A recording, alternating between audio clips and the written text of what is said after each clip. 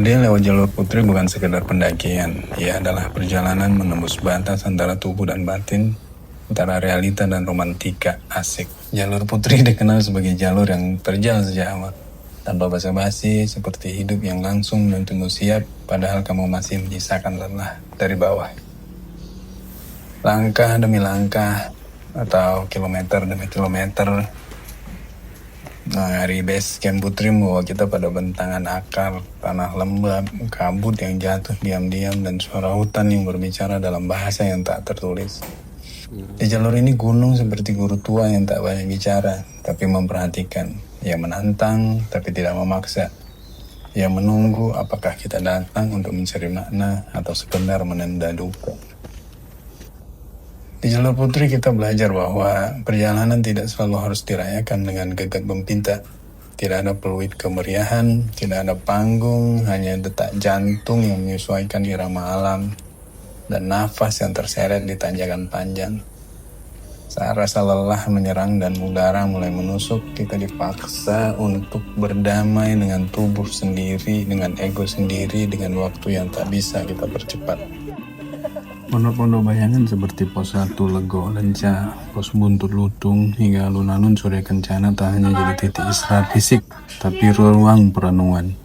Kenapa aku mendaki? Apa yang ku cari di sini? Di tengah kabut dan bau tanah basah, jawaban tak selalu muncul, tapi justru pertanyaan-pertanyaan itu yang membuat perjalanan ini jadi bermakna. Gunung Gede lewat Putri telah menjadi tapal batas baru bagi generasi kita yang letih dengan polusi, rutinitas, atau bahkan notifikasi. Gunung menjadi tempat logout dari dunia yang terlalu cepat. Di sana kita kembali menjadi manusia biasa, bukan atasan, bukan pekerja, bukan konten kreator.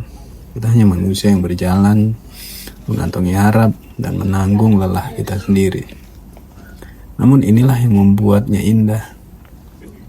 Karena di Surya Kencana, saat kita berdiri di antara padang edelweiss yang bergetar di tiup angin, kita tahu ada dunia yang tak bisa dikurung dalam layar. Ada keindahan yang tak bisa ditangkap oleh kamera.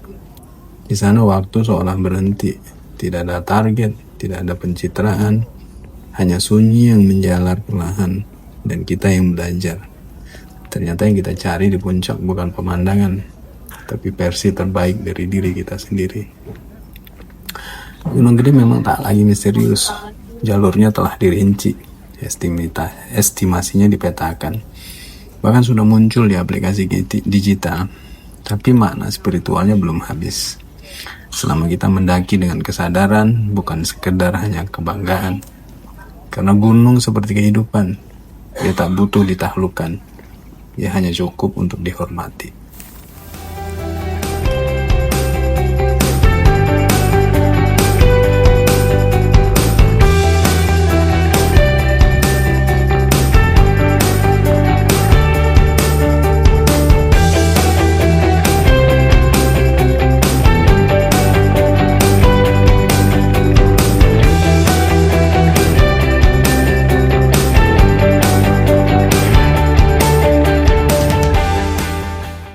Tadi jam 6:30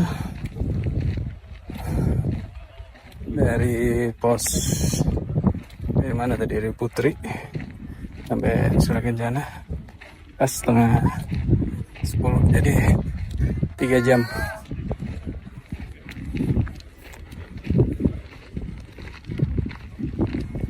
Jarak minggu kemarin kita dari Cibodas kan, itu kalau jarak mungkin memang lebih jauh Bodas.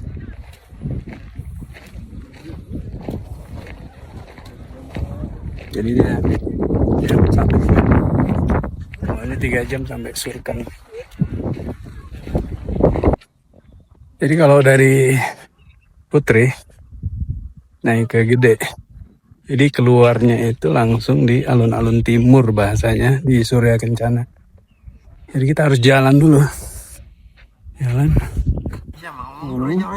Udah naik tar ke arah atas sana.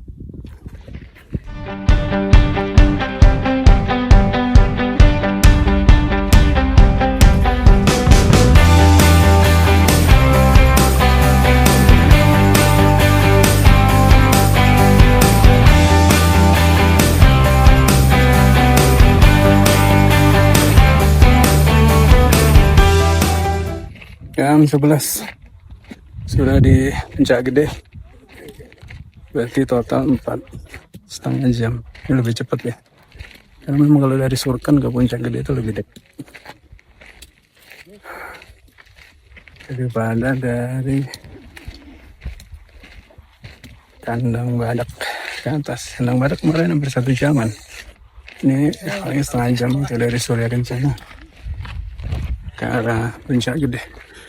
Kita kayaknya masih belum ke Puncak Pangrango karena satu dan lain hal. Ke Puncak Gede ini kita sekarang lagi turun arah Bodas.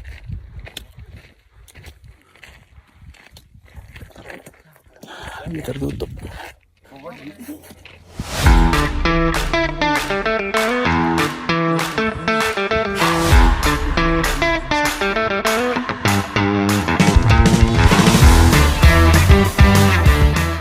Perjalanan turun seringkali dianggap bagian yang paling ringan dari pendakian. Tapi siapapun yang pernah menapaki jalur Cibodas dari Puncak Gede tahu bahwa turun bukan perkara mudah. Ia adalah ujian kesabaran, ketahanan, dan cara kita belajar melepas sedikit demi sedikit. Jalur Cibodas bukan sekedar jalan pulang. Ia seperti epilog panjang dari novel petualangan. Tidak ada tanjakan tajam, tapi banyak batu-batu besar, turunan licin, anak tangga tanah yang memaksa lutut bekerja keras. Di jalur ini tubuh memang bergerak ke bawah, tapi hati justru ditarik ke dalam. Apa yang sudah aku capai, apa yang bisa aku bawa pulang, aku ngapain aja tadi, ini aku ngapain di sini. Pertanyaan-pertanyaan seperti itu seringkali terbit ketika kita pulang. Di tengah keletihan otot dan kelemahan otak. Hal ini berbeda dengan jalur Putri yang penuh akar. Jalur Cibodas itu menawarkan landscape yang lebih lembut, tapi juga panjang dan kadang mengecoh.